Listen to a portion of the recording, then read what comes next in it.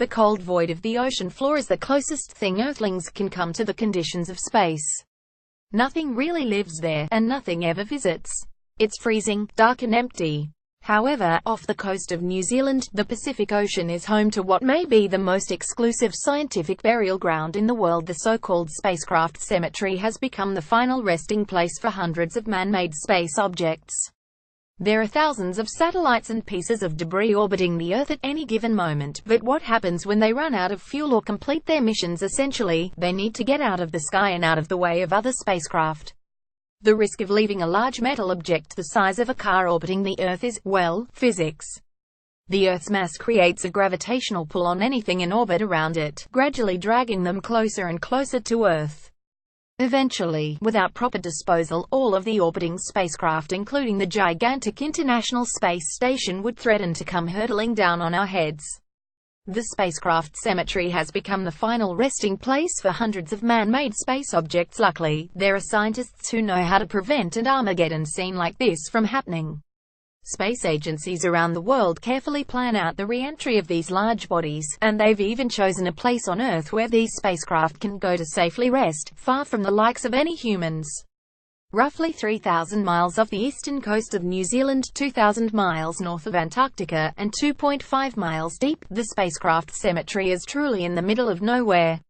This isolated spot in the ocean is technically called the oceanic pole of inaccessibility, the point on Earth farthest from any landmass. This spot was chosen for obvious reasons, as it greatly reduces the risk of human casualties from scorching hot space debris. According to NASA's Orbital Debris Office, any objects re-entering Earth's atmosphere cannot exceed a 0.0001 chance of impact with humans, meaning that if the entry were to occur 10,000 times, there would only be one human casualty expected.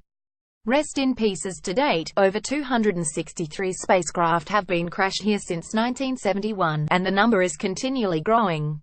The spacecraft cemetery's most famous resident is Mir, the 142-ton Russian space station. Mir was decommissioned in 2001 and subsequently sent into what is called orbital decay, or spacecraft death. Other spacecraft in the graveyard range from rockets, secondary payloads to spy satellites, small Russian space stations, fuel tanks, and hundreds of cargo ships that carried supplies to astronauts in orbit. Russian objects far outnumber every other space agency when it comes to the Pacific Ocean. There are more than 190 Russian objects alone. The US is next with 52 objects, then Europe with 8, Japan with 6, and finally SpaceX dropped its second stage here in September of 2014. There is a roster of objects lined up to break up over this area, but the next big-ticket item likely won't make it there for another 12 years.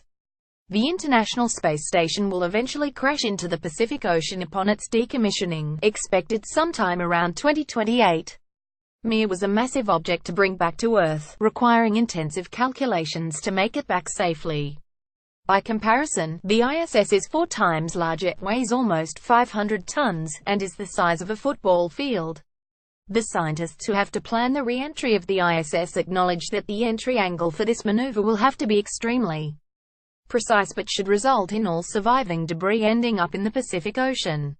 It will be a sad day when the ISS meets its demise in the cold waters of the Pacific. However, this incredibly complicated task is sure to create quite the spectacle. The re-entry of any spacecraft through the Earth's atmosphere doesn't tend to leave anything in one pristine piece at the bottom of the ocean. It's a pretty violent scene as the friction of the atmosphere heats metal up to thousands of degrees, forcing a once meticulously engineered craft to explode into pieces.